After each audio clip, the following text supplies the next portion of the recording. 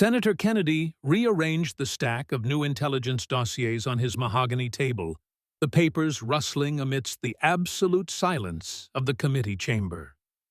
He peered over the top of his spectacles at the stoic Ilhan Omar, who sat motionless, likely aware the story had broken, but perhaps underestimating the depth of his information.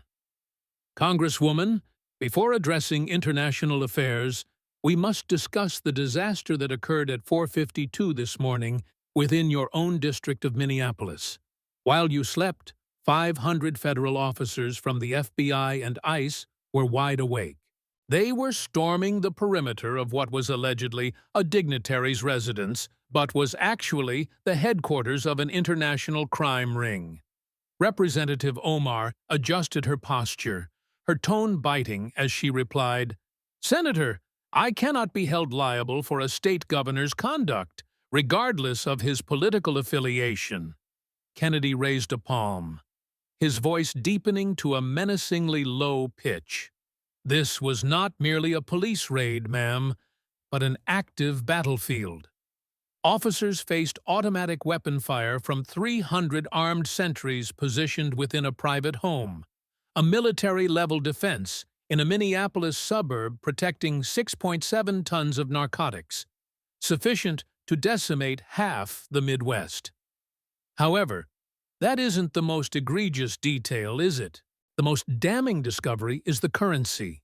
Agents uncovered $7.4 billion in hard cash concealed within the basement's masonry. $7.4 billion. That specific volume of wealth does not gather without political shielding, without allies in positions of power. Omar leaned toward her microphone, stating, "This is guilt by association, and it is beneath the dignity of this committee." Kennedy remained unblinking as he extracted a photograph from his folder. "Let us discuss dignity, then, and let us discuss Layla Osman, the courier detained yesterday with $230 million in her vehicle. Her travel records demonstrate a flawless mathematical correlation with your official schedule. Every instance the governor hosted a private meeting. You were present in the district. Whenever a cargo cleared the harbor involving those 120 compromised agents, you were releasing critiques against the exact federal bureaus attempting to intercept them. $41.7 billion circulated through shell entities connected to this enterprise while you lectured on equity. Is this the equity you intended? Contaminating American neighborhoods while shielding a Somali-American governor who transformed his office into a buffer for trafficking?" Omar struck the table with her palm, shouting, "That is a fabrication and a slanderous lie designed to smear our community." Kennedy leaned in, his gaze freezing cold. "The community is grieving, ma'am. Families are waking to the realization that their chosen representatives betrayed them for illicit profits. We discovered the tunnels, Congresswoman. We located the distribution center buried under the garage, and we recovered communications citing federal protection. This was not simply criminality. This was treason, stitched into the administration's lining. And you wish for us to accept that you saw nothing, heard nothing, and knew nothing regarding the industrial-level scheme occurring in your territory while you were occupied disparaging American police?" Omar's eyes flashed with intensity. "I will not sit here and be accused of criminal conspiracy without evidence." Kennedy reclined, a somber grin touching his mouth. "The proof is packing storage facilities as we speak. Tons of illicit substances that crossed American territory because one man permitted it, and numerous others averted their eyes. However, this treachery extends beyond currency or narcotics. It strikes the core of whom you represent, and your presence here, leading us to the query haunting this panel regarding your allegiances. Congresswoman Omar, if the United States and Somalia entered open conflict tomorrow, hypothetically, which nation would you desire to triumph? The inquiry suspended in the atmosphere like the haze from a recently discharged weapon. Senator John Kennedy's Louisiana accent rendered it nearly informal, as if inquiring about the climate. Yet every individual in the hearing chamber recognized this as the decisive blow. The peak of 90 minutes of systematic, destructive interrogation. Complete silence followed, the variety of silence that possesses mass, that constricts your chest, that forces awareness of your own respiration. Ilhan Omar remained at the testimony desk, surrounded by 3 attorneys in high-priced attire. She had been self-assured upon entering 2 hours prior, defiant even. She had weathered Republican offensives previously. She had been labeled a terrorist, charged with anti-Semitism, and scrutinized for campaign funding errors. She consistently emerged more robust, more lauded by her supporters, more effective at soliciting donations from the friction. But this situation was distinct. This was not a partisan assault. This was a straightforward inquiry, a dual option, America or Somalia, and she was unable to respond. 10 seconds of quiet turned into 15, and 15 turned into 20. The network cameras focused tightly on her expression. Every cable news channel had cut away to broadcast this live. Millions of citizens were observing, anticipating. That is an absurd hypothetical. Her tone carried that defensive sharpness she adopted when trapped. Kennedy did not elevate his volume, as he had no necessity to do so. It is an elementary question, ma'am. Any American citizen should possess the ability to answer it instantly. Which nation would you prefer to succeed?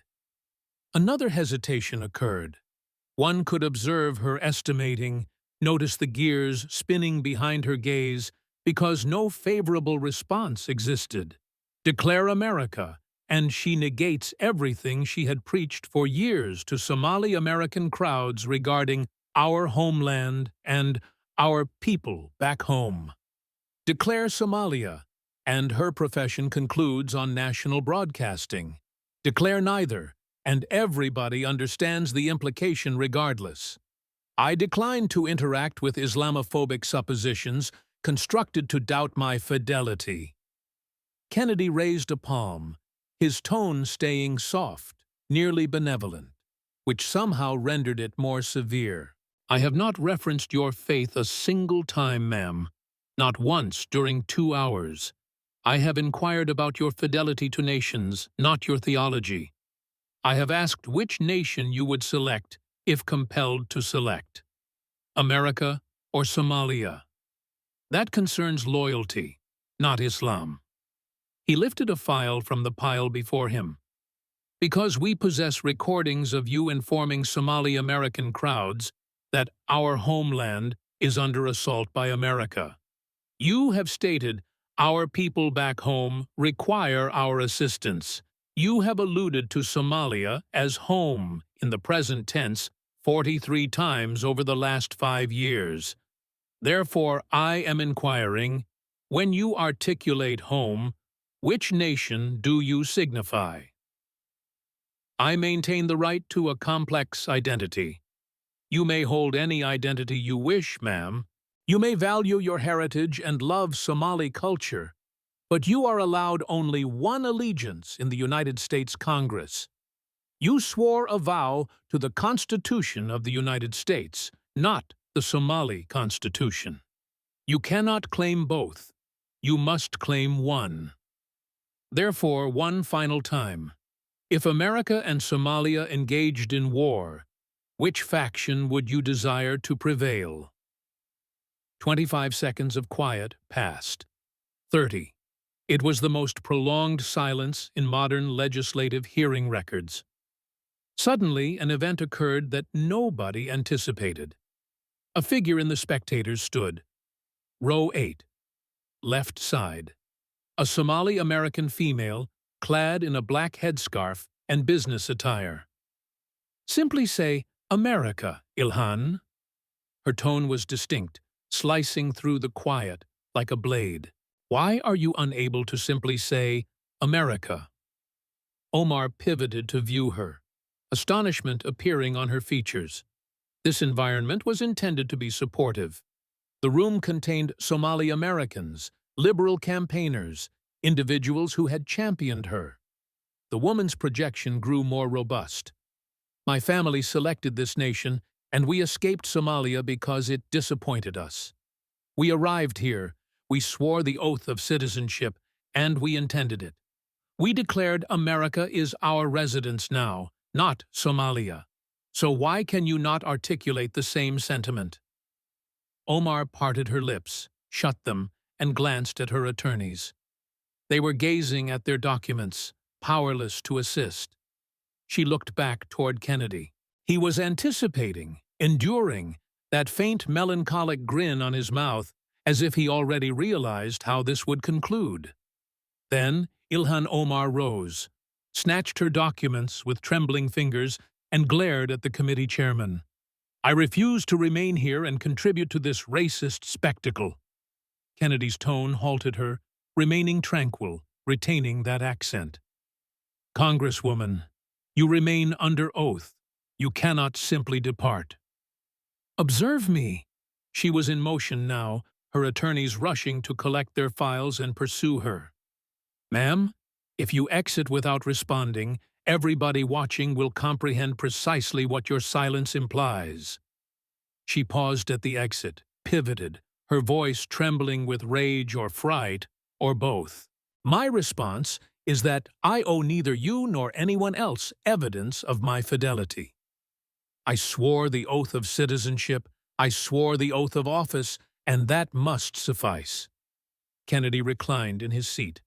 The pledge of citizenship involves renouncing loyalty to all foreign nations, specifically rejecting it.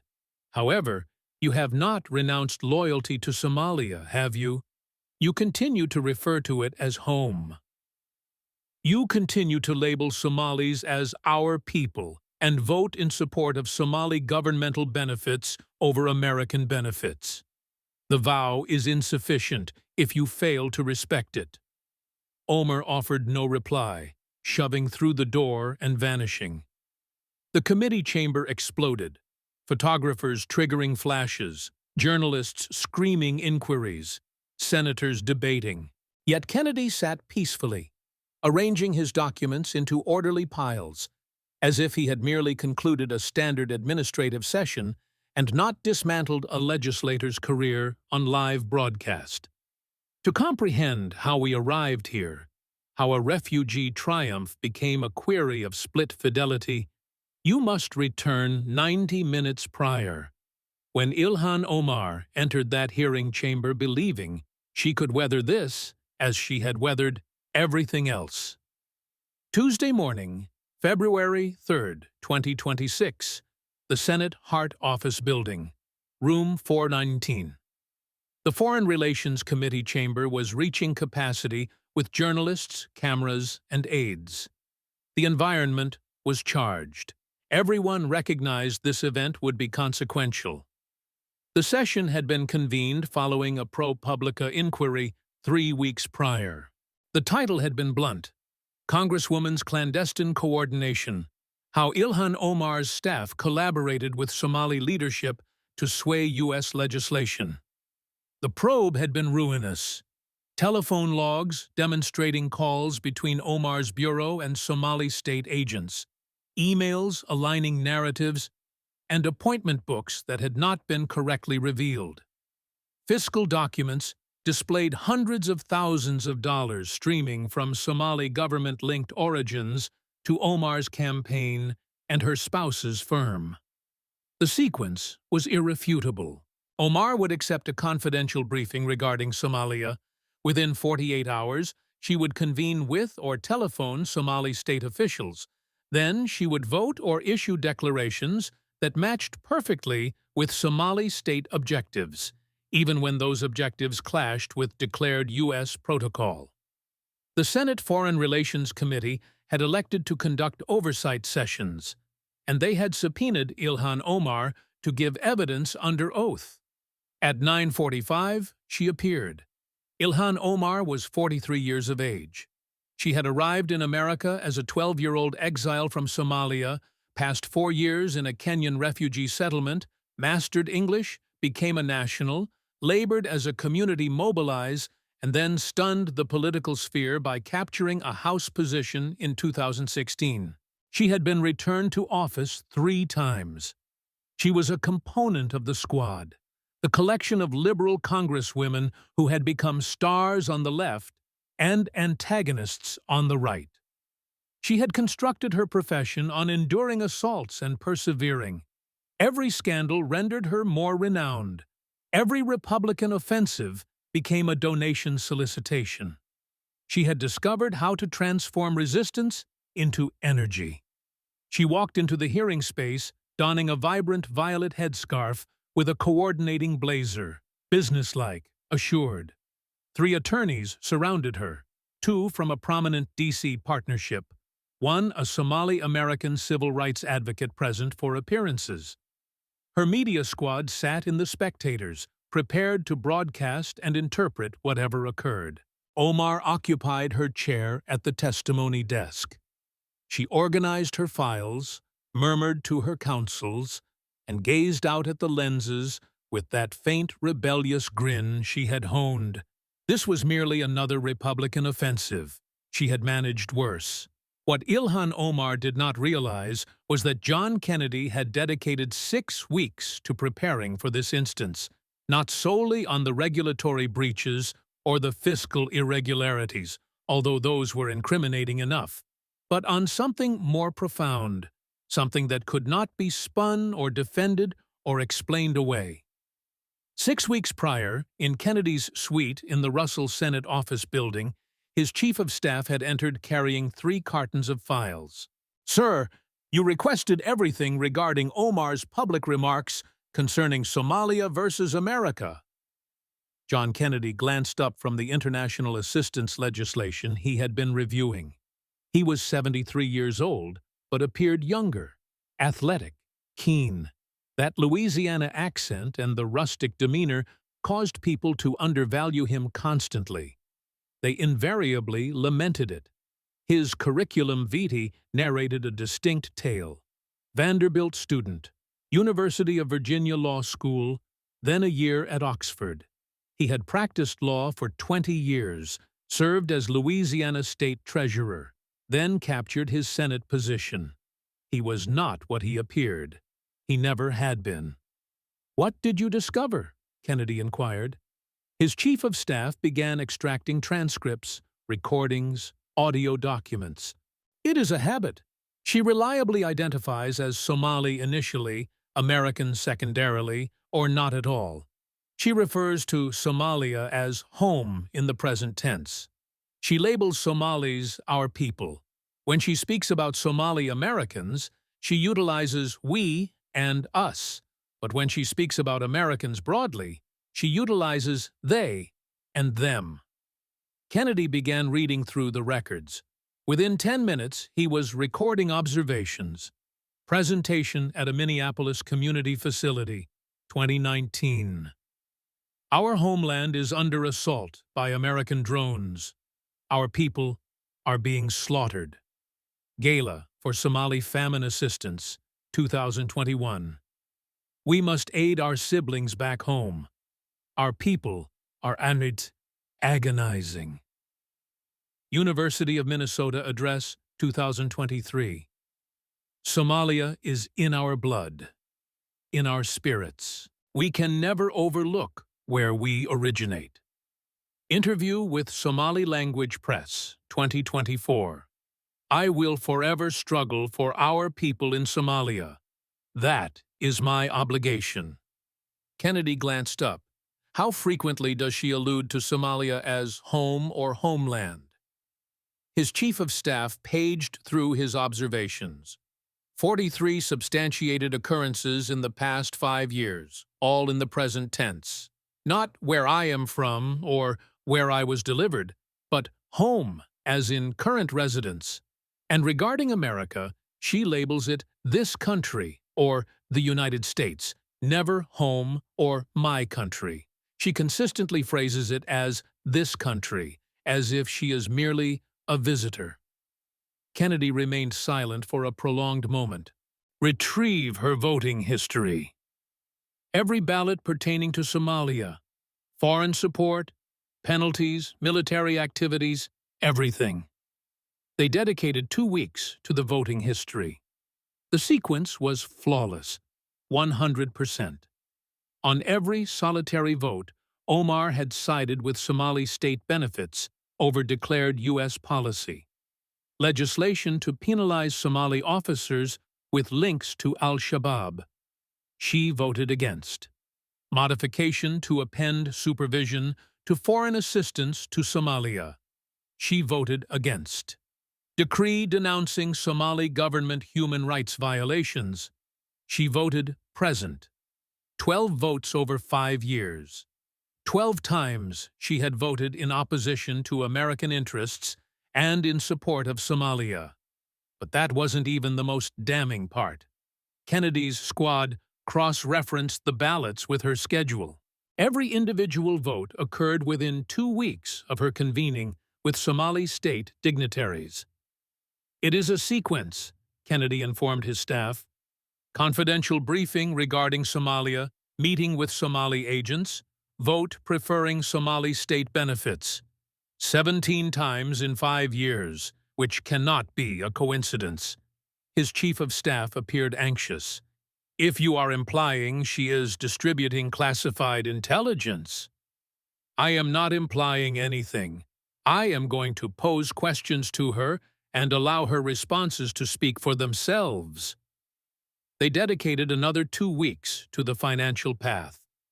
Campaign donations from Somali government-financed groups, her spouse's advisory firm receiving disbursements from Somali commercial interests, lecture honorariums from groups linked to the Somali state, all lawful, strictly speaking, all revealed eventually. However, the pattern was distinct. By the time they concluded, Kennedy possessed a dossier, 50 pages. Every declaration where she labeled Somalia home, every vote favoring Somalia over America, every meeting with Somali dignitaries, every dollar from Somali-linked origins, all cross-referenced, all substantiated, all public record. He was not intending to accuse her of being an operative or a defector. He was intending to ask her which nation she served, and he was going to allow her answer, or her refusal to answer, narrate the tale. Now, at 10 o'clock on February 3rd, the hearing was convened to order. The chairman yielded the room to silence.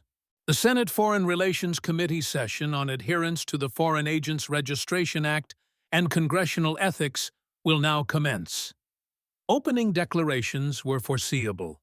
Democrats protecting Omar, labeling the hearing a partisan persecution, citing her immigrant narrative and her history of enduring attacks. Republicans demanding responsibility, discussing national security, doubting her fidelity. Standard political drama that would persuade nobody and alter nothing. Then it became Kennedy's turn. He rose gradually, straightened his documents, sipped some water. The sluggishness was calculated. It constructed suspense, forced people to wait and speculate. Congresswoman Omar, gratitude for being present today. His tone was soft, chatty. I realize you did not desire to attend. Nobody enjoys being summoned. But I value your collaboration with this committee's supervision duties. Omar nodded abruptly, anticipating the assault. I wish to begin by recognizing your incredible personal narrative. Arriving in America as a young exile, spending years in a settlement, mastering a new tongue, a new culture, becoming a citizen, getting voted to Congress. That is remarkable. That is the American dream. Omar's look relaxed slightly. Where was he navigating with this? And I state that genuinely, Kennedy proceeded. I believe in immigration. When individuals arrive here lawfully, labor diligently, adopt American principles, become Americans. That is what renders this country exceptional. That is what has consistently made us exceptional. He halted. Which is why I wish to comprehend something that has been disturbing me. When you became a U.S. national, you swore an oath. Do you recall that oath? Yes, Senator. Can you quote any portion of it for the panel? Omar hesitated, had not anticipated this inquiry. I pledged loyalty to the United States and to sustain the Constitution. You performed more than that, ma'am. The oath of citizenship is extremely precise. You pledged that you absolutely and entirely renounce and abjure all allegiance and fidelity to any foreign prince, potentate, state, or sovereignty. That implies you explicitly renounced loyalty to Somalia. Do you recall that section? Yes, however, and subsequently, when you were voted to Congress, you swore another oath to support and defend the Constitution of the United States against all adversaries, foreign and domestic. You recall that one also, correct? Certainly. Kennedy took his seat, gazed at her over his reading spectacles. Excellent, because I wish to discuss those oaths today. I wish to comprehend if you have respected them, and I believe the American populace deserves to comprehend that as well. The atmosphere in the chamber shifted. This was not going to concern policy differences or political ideology. This was going to concern fidelity. Omar's primary attorney leaned close and murmured something. She shook her head slightly. She had managed aggressive interrogation previously. She could manage this. Kennedy extracted a binder. Let me commence with some fundamental factual inquiries. Have you ever convened with agents from the Somali state? I convene with numerous foreign agents as part of my congressional obligations on the Foreign Affairs Committee. That is not what I inquired, ma'am.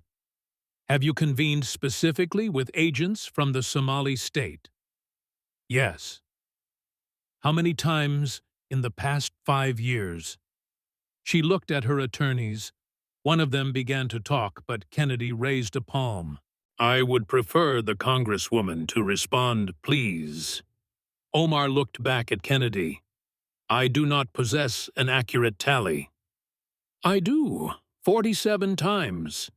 47 substantiated meetings with Somali state officials, including multiple meetings with the Somali ambassador to the United States, 3 meetings with the Somali foreign minister, and 2 meetings with the prime minister. Does that appear correct? If that is what the documents demonstrate, it is what they demonstrate. Now, did you register those meetings under the Foreign Agents Registration Act? Prolonged hesitation. Her lawyers were whispering frantically. Congresswoman, Kennedy nudged. Her attorney spoke up. The Congresswoman's meetings were part of her official congressional duties and therefore do not require FARA registration. Counselor, with respect, I asked the Congresswoman, Ma'am, did you register under FARA? No, because I was not operating as a foreign agent. I was performing standard diplomatic. We will return to whether they were standard or not. For now, I merely wish to confirm the facts. 47 meetings with Somali state officials over 5 years. No FARA registration. Is that accurate? Yes. Gratitude for your truthfulness. Kennedy recorded a note. We will debate what those meetings concerned in a moment. But initially, I wish to discuss how you characterize your connection with Somalia. Kennedy extracted a tablet and fixed his reading glasses. Congresswoman, in 2019, you delivered an address at a Somali American community function in Minneapolis. You were debating U.S. drone strikes in Somalia. According to the record, you stated, and I am reading your precise words, our homeland is under assault. Our people are being slaughtered by American drones. Do you recall stating that? Omar's tone was cautious. I was articulating worry about civilian deaths in Somalia. I comprehend the worry. Civilian deaths are devastating, but I am inquiring about your specific language. You stated our homeland. You did not state the Somali homeland or their homeland. You stated our homeland, implying your homeland is Somalia? My homeland. I was delivered there. But you are an American national now, ma'am. You have resided in the United States for over 20 years. You are a member of the United States Congress. You represent Americans. When you state our homeland regarding Somalia, who is the our? Who are you grouping yourself with? Omar adjusted in her chair. Senator, I can possess pride in my lineage without— Certainly you can. Nobody is disputing your privilege to be proud of where you originated. But there is a distinction between lineage and loyalty. So let me inquire again. When you stated our homeland, were you alluding to Somalia as your homeland? I regard myself as Somali American. That is an evasion, ma'am. Asian. You can be ethnically Somali and culturally American, but you can only possess one homeland in terms of political loyalty. The nation you owe fidelity to. So which is it? Is Somalia your homeland, or is America your homeland? No distinct response arrived. Kennedy did not push. He simply proceeded. Let me display another instance. In 2021, you spoke at a gala in Minneapolis for Somali famine assistance. Virtuous mission. But listen to what you stated. He tapped his tablet and audio broadcast through the room's speakers. Omar's voice, distinct. Our people back home are agonizing. The drought has ravaged our communities. We must do everything we can to aid our brothers and sisters in Somalia. They are our family. We cannot forsake them. Kennedy halted the audio. You stated our people back home, not the people of Somalia, not Somalis who are suffering. You stated our people back home, as if Somalia is still home, and you are merely temporarily away. Is that how you perceive it? That is distorting my words. I am broadcasting your precise words, ma'am. Audio recording. No distortion involved. You stated back home regarding Somalia in the present tense, as if it is still your home. Is it? Omar's attorney leaped in. Senator, the Congresswoman was speaking to a Somali-American crowd in a cultural setting. Kennedy turned to the attorney. Counselor, if I went to a meeting of Irish Americans and referred to Ireland as back home, people would justifiably question whether my loyalty was to America or Ireland. The cultural setting does not alter the significance of the words. She stated Somalia is back home. I am inquiring if that is what she believes. He turned back to Omar. And it is not just once or twice. My staff has substantiated 43 instances over the past 5 years where you have referred to Somalia as home, homeland, or back home in the present tense. 43 times. Would you desire me to broadcast more recordings? That is not required. Excellent. Then let me ask you this. In those identical 5 years, how frequently have you referred to America as home or my homeland? Silence. The answer is 0, ma'am. Not once. You label it this country or the United States, always at a distance. Like you are describing a place you inhabit but do not belong to. Why is that? Omar possessed no response that would not worsen matters. Kennedy extracted a diagram. Let us discuss your voting history in Congress. Specifically, votes related to Somalia.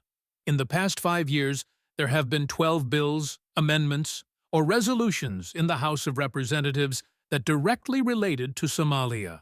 Sanctions on government officials, conditions on foreign aid, oversight measures, resolutions condemning human rights abuses.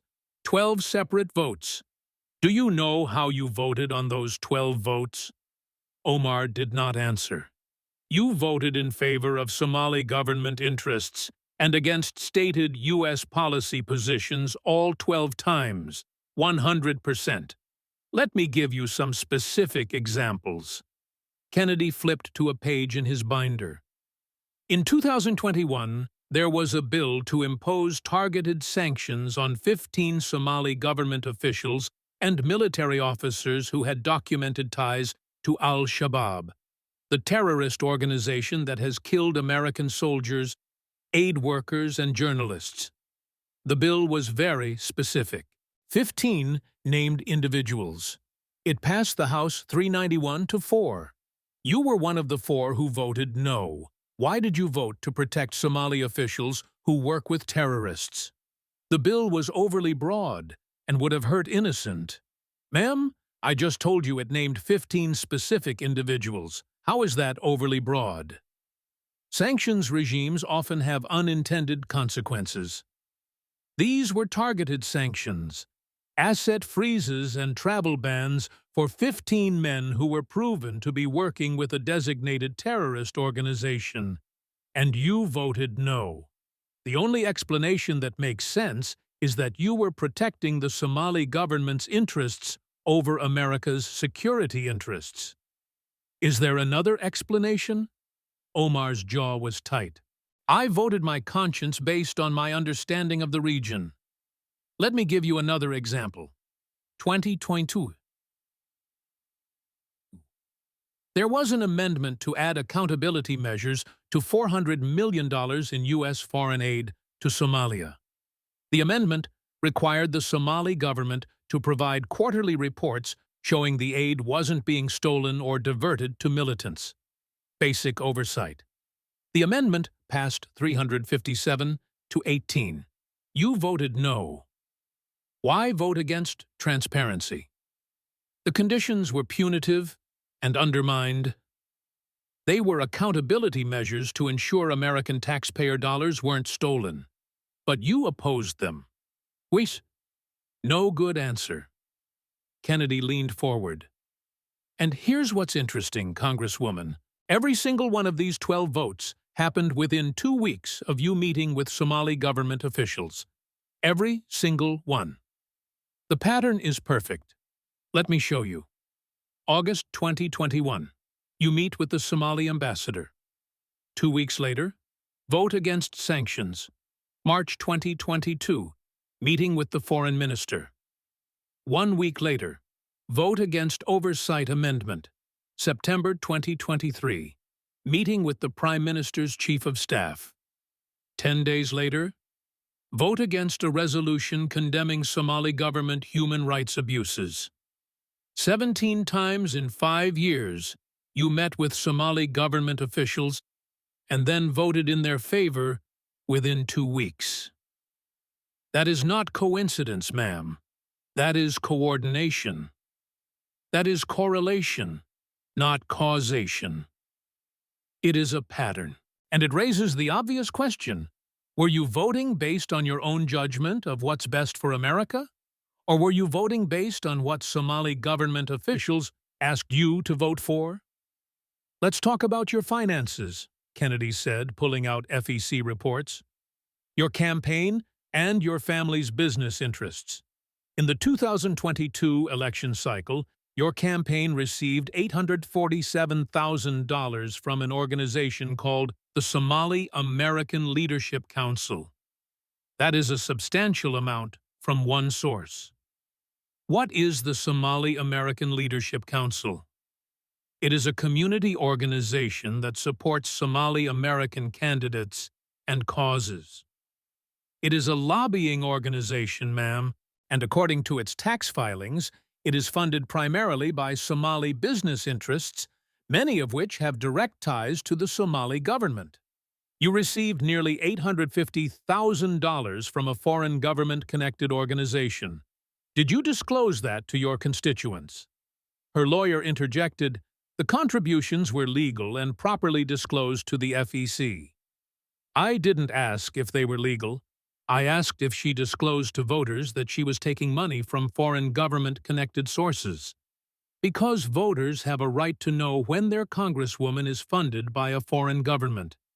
Your husband's consulting firm, the E Street Group, received $280,000 in payments from Somali business interests in 2023.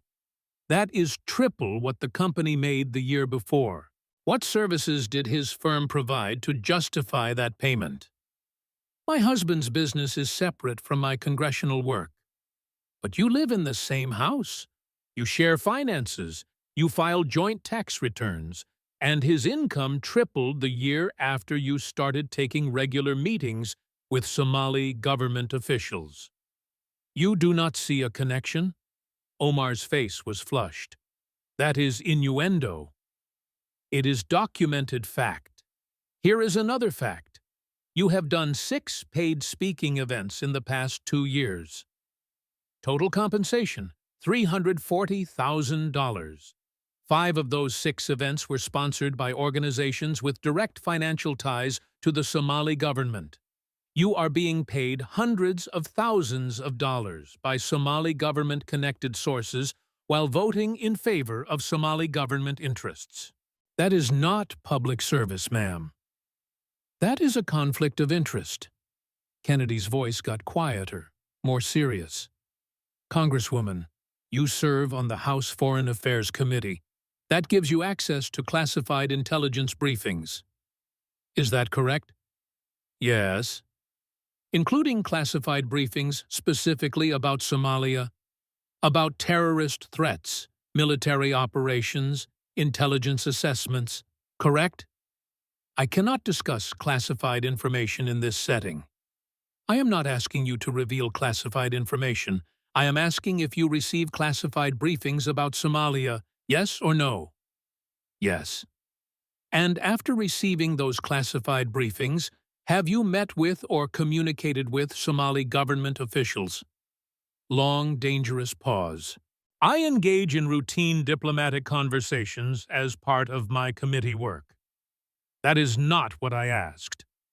After receiving classified briefings about Somalia, have you met with or contacted Somali government officials? Her lawyers were whispering urgently. This was treacherous ground. I may have had conversations, Kennedy pulled out phone records. These are call logs obtained through FOIA requests. Public record. Let me read you a timeline. August 12, 2023. You attended a closed-door classified briefing on al-Shabaab activity in southern Somalia. That evening, at 7:43 p.m., you placed a 40-minute phone call to the Somali ambassador. What did you discuss in that call? I don't recall the specific. September 3, 2023, another classified briefing. This one about U.S. military operations planning in the region. That same night, you had a 35-minute call with an official at the Somali Foreign Ministry. What did you discuss? General diplomatic matters. Ma'am, this is a pattern. 17 times in 3 years you have attended classified briefings about Somalia, and within 48 hours contacted Somali government officials. At minimum, that shows terrible judgment. At worst, it is espionage. The word hung in the air like a bomb that hadn't detonated yet. I have never, ever compromised classified information. I want to believe that. I really do. But the pattern is undeniable. You receive sensitive intelligence about Somalia, you immediately contact Somali officials, then you vote in ways that benefit the Somali government. If you are not sharing classified information, you are at least sharing insights and policy direction that Somalia shouldn't have access to. Either way, you are serving their interests, not ours. Mr. Chairman, I would like to call a witness, if the committee permits. The chairman, caught off guard, nodded. Proceed. We have a member of the Somali American community here who requested the opportunity to address these issues. Her name is Amina Hassan. She is a constituent of Congresswoman Omar's district. From the audience, A woman in her mid-40s stood. She wore a black hijab and a professional gray suit. She walked to the microphone that had been set up for audience questions. "Thank you, Senator Kennedy, and thank you, Congresswoman Omar, for your time." Omar looked wary. Amina Hassan's voice was clear and strong. "Congresswoman, I voted for you in 2016 and in 2018. I was proud, so proud, to see a Somali woman in Congress. I thought you would represent us, represent Somali Americans who chose this country, who love this country." She paused. "But I am here today because you do not represent me. You do not represent our community, and I want you to know that." Omar's expression hardened. "My family fled Somalia in 1993 during the Civil War. My father was killed by militias fighting over Mogadishu. We spent 3 years in a refugee camp in Kenya. When we finally came to America, my mother cried. She said we were finally safe, finally home." Her voice got stronger. "We became citizens in 2001. I remember the ceremony. I was 16 years old. When we took the oath renouncing allegiance to Somalia, my mother squeezed my hand. She whispered, 'We are Americans now,' and she meant it. We all meant it. Somalia failed us. The government there is corrupt, violent, controlled by warlords and terrorists. We came to America because we chose America. We love this country. When people ask me where I am from, I say Minnesota. When they ask about my heritage, I say I'm Somali American. But when they ask where home is, I say America. Without hesitation. Without qualification. America is home. But you keep calling Somalia home. You keep taking money from the Somali government. You keep voting to protect their interests even when it hurts America. You are not representing Somali Americans. You are representing the Somali government. And we are tired of you claiming to speak for us." The room was silent. Omar had no response. What could she say? Amina sat down. Kennedy nodded to her. "Thank you, ma'am. Congresswoman Omar, would you like to respond?" Omar looked at Amina, then at Kennedy. I respect her perspective, but I don't think... Do you disagree with anything she said? I think my record speaks for itself. It does. That is the problem. Kennedy gathered his papers, organized them. The slowness was deliberate, building to something. "Congresswoman, we have established several things today. You consistently refer to Somalia as home or homeland in present tense, 43 documented instances. You have voted in favor of Somali government interests over American interests. 12 out of 12 times, 100%. You have received hundreds of thousands of dollars from Somali government-connected sources. You have attended classified briefings and immediately contacted Somali officials 17 times. And you have just heard from one of your own constituents, a Somali American refugee like you, saying you don't represent the community, you represent a foreign government." He looked up at her.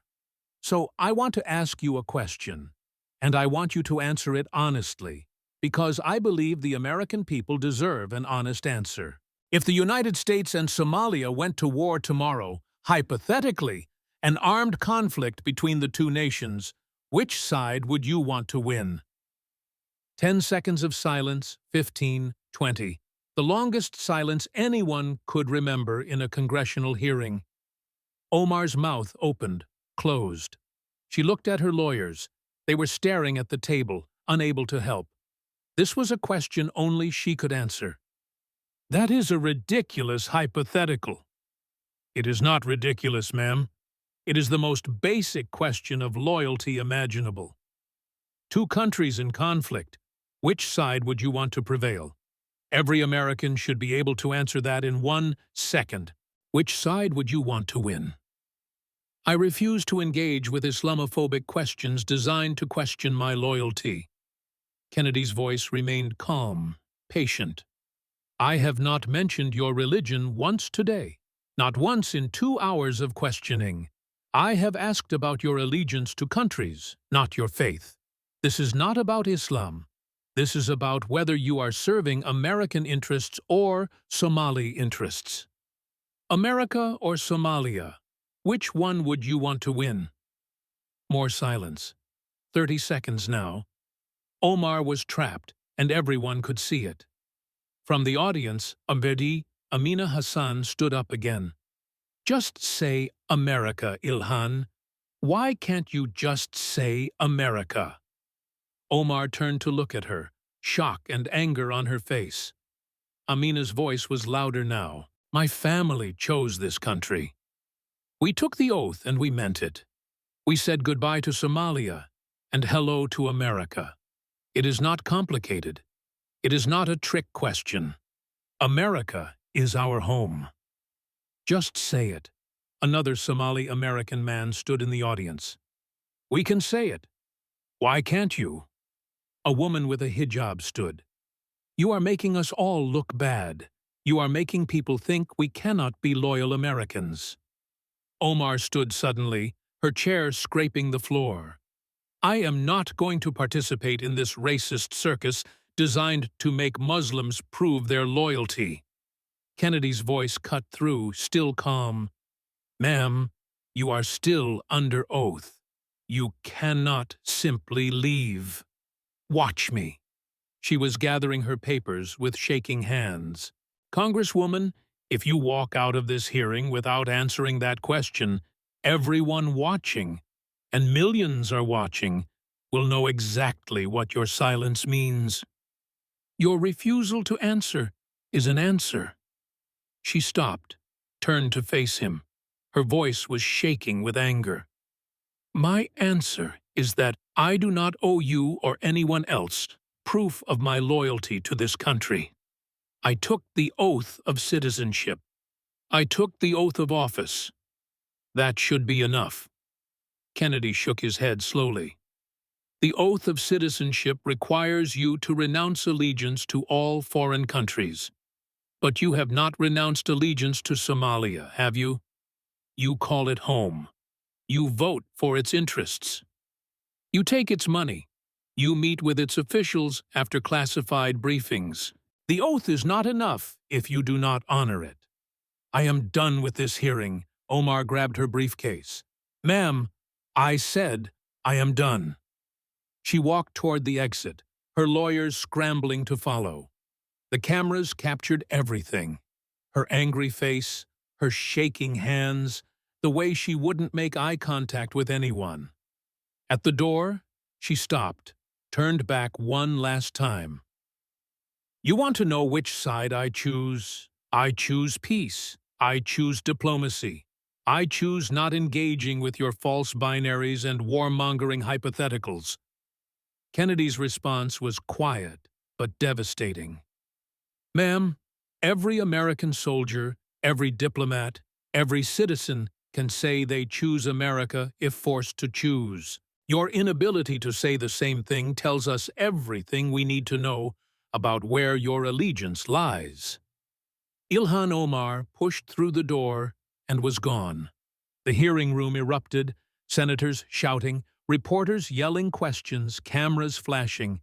But through it all, Kennedy sat calmly at his desk, organizing his papers like he had just finished a routine committee meeting. The clips were everywhere within minutes. Not the full 2-hour hearing, 30-second segments, the moments that mattered. Our homeland is under attack. Kennedy asking, which homeland? Our people back home. Kennedy asking, back home where? Which side would you want to win? 15 seconds of silence. Just say America. Somali American constituent pleading. Omar walking out without answering. Within 2 hours, which side was trending nationwide? Within 4 hours, it had been tweeted 5 million times. Within 12 hours, every major news outlet had led with the story. And this time, it was not just conservative media attacking her. Even liberal outlets were uncomfortable with her refusal to answer. CNN's panel that night: "Look, I understand not wanting to engage with hypotheticals, but it is a simple question of loyalty. Every American should be able to say they would choose America." MSNBC's legal analyst: "Her silence on that question is going to haunt her, because silence is an answer." The New York Times editorial board: Representative Omar's troubling non-answer. But the most devastating response came from within her own community. Friday morning, the Twin Cities Somali Coalition, the largest Somali-American organization in Minnesota, released a statement. "We came to America by choice. We fled Somalia because it failed us, because the government there could not protect us, because we wanted a better life. When we became Americans, we meant it. We chose America. We expect our elected representatives to do the same." Congresswoman Omar's refusal to clearly state her allegiance to America is troubling and does not reflect our community's values.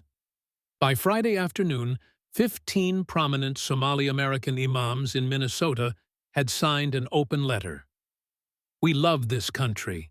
We are grateful for the opportunities America has given us and our children. We are proud Americans who happen to be of Somali heritage. We wish Congresswoman Omar would clearly and proudly state the same." The political consequences came fast. Saturday, the Justice Department announced it was opening an investigation into potential FARA violations based on the testimony and documents from the hearing. Sunday, the House Ethics Committee announced its own investigation into Omar's financial relationships with Somali government-connected entities. Monday, polling showed the damage. 68% of Americans, including 43% of Democrats, believed Omar should have answered Kennedy's question. 71% believed her refusal to answer indicated divided loyalty. 54% believed she should resign from Congress. In her own district, her approval rating dropped 19 points in 72 hours. Tuesday, Don Samuels, the moderate Democrat, who had nearly beaten Omar in the 2022 primary, announced he would challenge her again in 2026. His announcement speech was brief. "I love this country without qualification. I love it with my whole heart. I can say without hesitation that if forced to choose between America and any other nation on earth, I choose America. Every time, without question." Apparently, our current representative cannot say the same. That is disqualifying. The first poll after his announcement showed him leading Omar by 12 points. Wednesday, 3 members of the squad, AOC, Rashida, Ayanna Pressley, released a joint statement. It was carefully worded. "We support Representative Omar's right to push back against Islamophobic questioning. We also believe that all Americans, regardless of heritage, can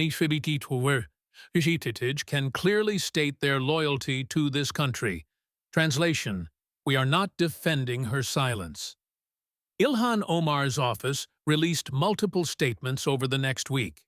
Each one tried to explain, contextualize, justify.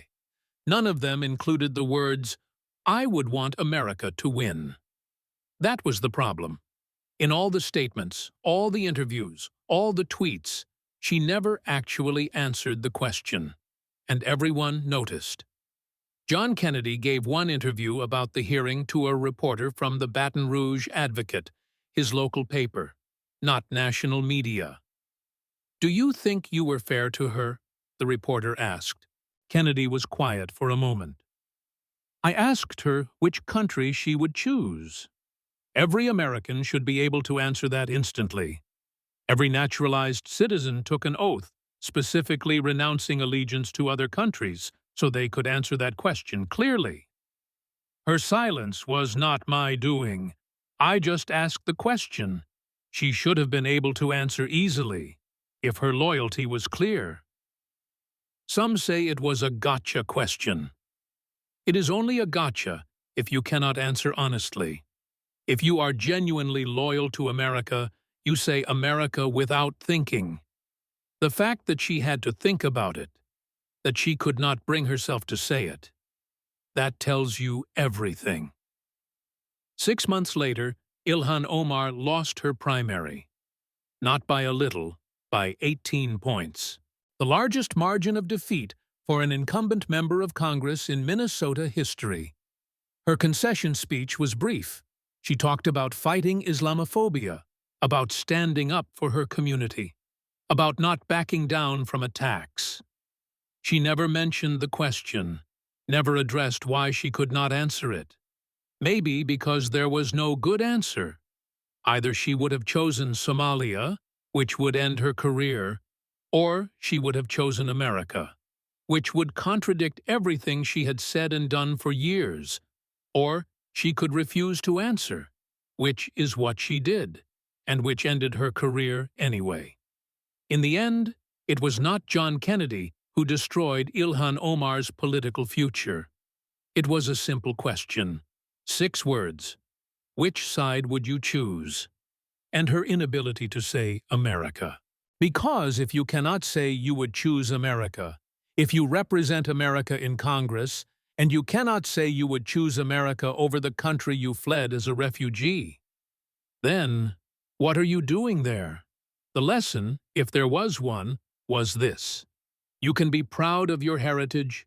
You can love the culture you came from. You can maintain connections to the place you were born. But if you are going to serve in the United States Congress, you need to be able to say clearly and without hesitation that your allegiance is to the United States, not to any other country. Not to 2 countries, just one. It is the most basic requirement of public service in America, and Ilhan Omar could not meet it. Her silence said everything.